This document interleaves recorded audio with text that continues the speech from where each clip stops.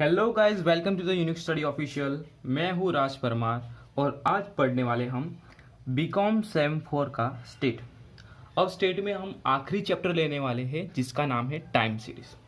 तो ये पूरा जो लेक्चर है वो इंट्रोडक्शन का रहने वाला है। तो टाइम सीरीज के बारे में हम पढ़ेंगे, उसके वेरिएशन के बारे में हम आज पढ़ने वाले हैं। तो पहले टाइम सीरीज क्या होता है उसको प्रॉपर समझ लेते हैं। तो टाइम सीरीज का मैं एक सिंपल सा मीनिंग दे दूं तो अगर समझ लो कि कोई बिजनेसमैन है, उसको फ्यूचर में प्राइस क्या होगी, डिमांड क्या होगी, उसको प्रिडिक्ट करना है। तो वो क्या करेगा, डायरेक्टली तो वो कह नहीं सकता कि फ्यूचर में डिमांड ऐसे होने वाली है। तो वो क्या करेगा, पिछले कुछ साल की या महीने की वो डिमांड निकालेगा पहले, यानी कि पास्ट की डेटा निकालेगा पहले वो, और उसको पढ़ेगा, अंडरस्टैंड करेगा, और आखिर में वो फ्यूचर की प्राइस क्या कर सकता है, डिटरमिन कर सकता है, प्रिडिक्ट कर सकता है। तो इसी को क्या कहते हैं, हम टाइम सीरीज कहते हैं। उसका पर्पस जो मैंने अभी बोला वही लिखा है यहाँ पे। Purpose is to study what has happen in the past and from it to predict about the future. Past में क्या हुआ था उसको स्टडी करना और फ्यूचर को प्रिडिक्ट करना, यही क्या है टाइम सीरीज का पर्पस है। उसका मीनिंग यहाँ पे लिखा है कि whenever the data are collected and arranged in the according with the time in the form of a series, it is known as a time series। जब भी हम डेटा कलेक्ट करते हैं उसको टाइम के साथ रिलेट करते हैं, उसको एक सीरीज बनाते हैं और इसे हम क्या कहते हैं, टाइम सीरीज कहते हैं। एग्जांपल दे दूँ तो हम प्राइस का क्या कहते हैं, डेटा कलेक्ट करते हैं। ये 2017 में प्राइस क्या थी, 2018 में क्या थी, 19 में क्या थी, एक सीरीज बनाई टाइम के साथ, तो उसे हम क्या कहेंगे, टाइम सीरीज कहेंगे। अब टाइम सीरीज का यूज कौन करता है, तो यहाँ पे मैंने लिखा है कि बिजनेसमैन है, इकोनॉमिस्ट है, वो लोग टाइम सीरीज का यूज करते हैं। कहाँ पे करते हैं, तो डिमांड, फिर प्राइस है, एम्प्लॉयमेंट है, उन और भी कुछ जगह होगी वहाँ पे ये लोग टाइम सीरीज का यूज करते हैं।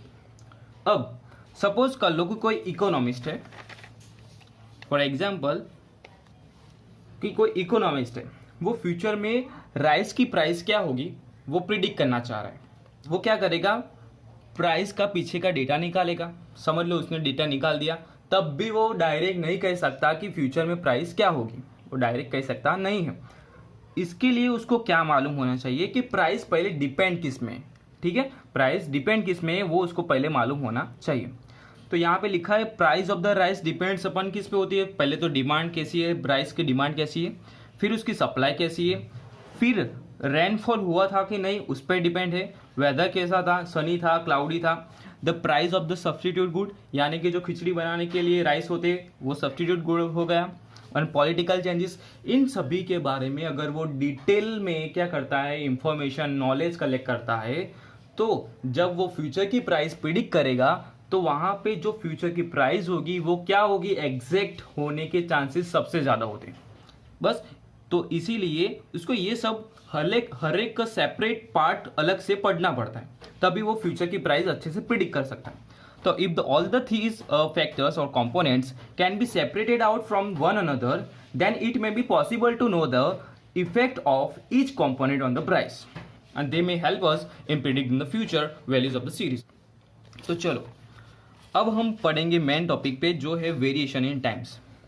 अब वेरिएशन टाइम्स यानी कि क्या है कि समझ लो कि 2017 का पहला महीना चल रहा है, तो वहाँ पे क्या हुआ कि जो गर्म कपड़े थे उसकी डिमांड सबसे ज़्यादा थी।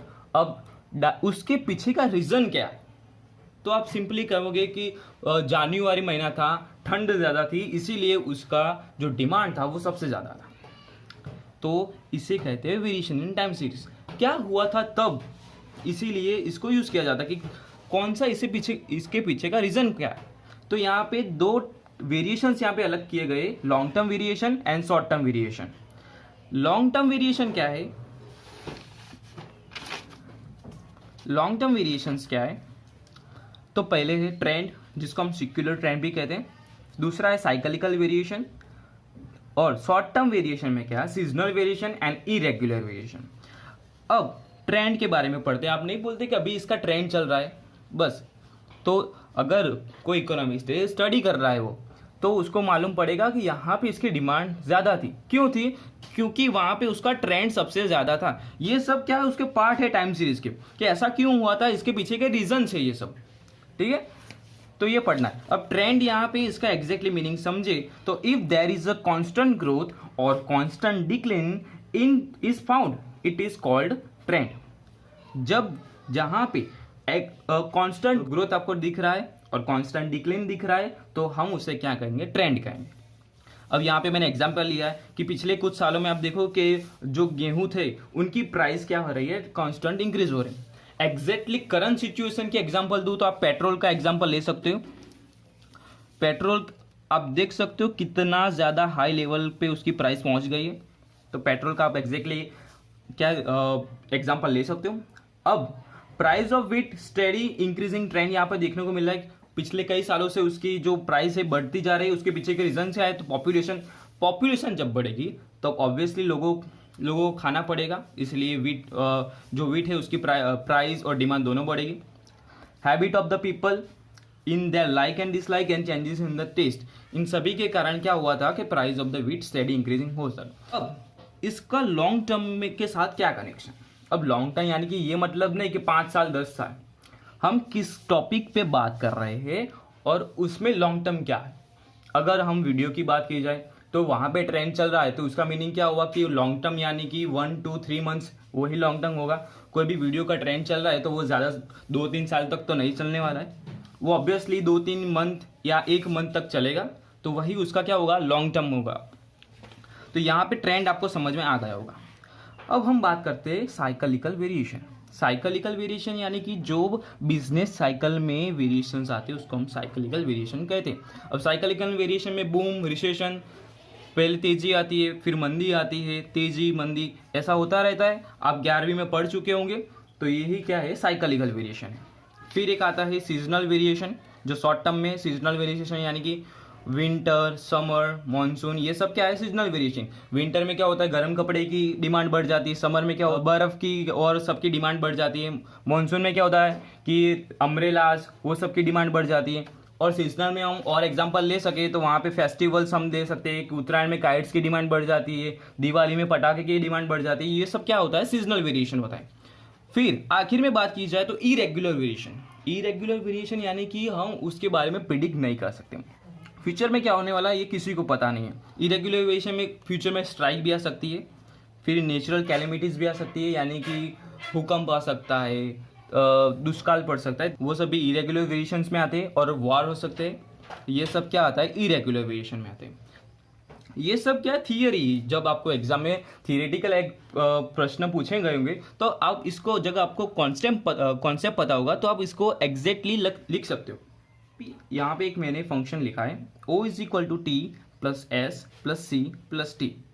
O यानी कि total value of any observation, हम जिस किसी का ऑब्जर्वेशन कर रहे हैं, observation any observation that's means what, price का ऑब्जर्वेशन हो सकता है, डिमांड का ऑब्जर्वेशन हो सकता है, एम्प्लॉयमेंट का ऑब्जर्वेशन होता है।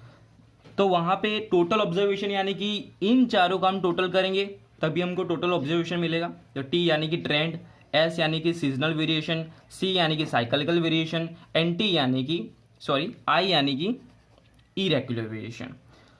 तो ये क्या एक फॉर्मूला है, बस आपको याद रखना है और कुछ इसमें है नहीं। तो गाइस बस आज हमने क्या पढ़ा कि टाइम सीरीज का मीनिंग हमने पढ़ा, वेरिएशंस इन टाइम सीरीज पढ़े कि लॉन्ग टर्म वेरिएशंस क्या होते हैं, शॉर्ट टर्म वेरिएशन क्या होते हैं, इनको पढ़ा क्यों जाता है, और उसका एक फॉर्मूला छोटा सा देखा जो एडिटिव फॉर्मूला है, इसको हम क्या कहते हैं, एडिटिव कहते हैं। अगर आपको एग्जाम में पूछा गया तो आप लिख सकते हो। यहाँ पे सम्स में इस फॉर्मूला को यूज़ करना नहीं है आपको, बस आपको सिर्फ देखना हो, याद रखना है। फिर हमने ट्रेंड के बारे में सीखा, साइक्लिकल वेरिएशंस में क्या होता है वो सीखा, सीजनल वेरिएशंस में क्या होता है, इरेगुलर वेरिएशंस क्या होता है, बस वो हमने सीखा। तो आज का वीडियो यही तक था।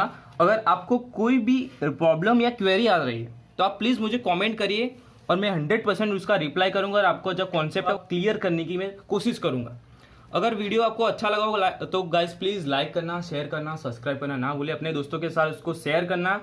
और गाइस मिलते हैं अगले वीडियो में, और अगले वीडियो से हम सम्स शुरू करने वाले हैं, तो प्लीज़ मेरे साथ कनेक्ट रहेगा और सब्सक्राइब जरूर कीजिएगा। Bye bye guys.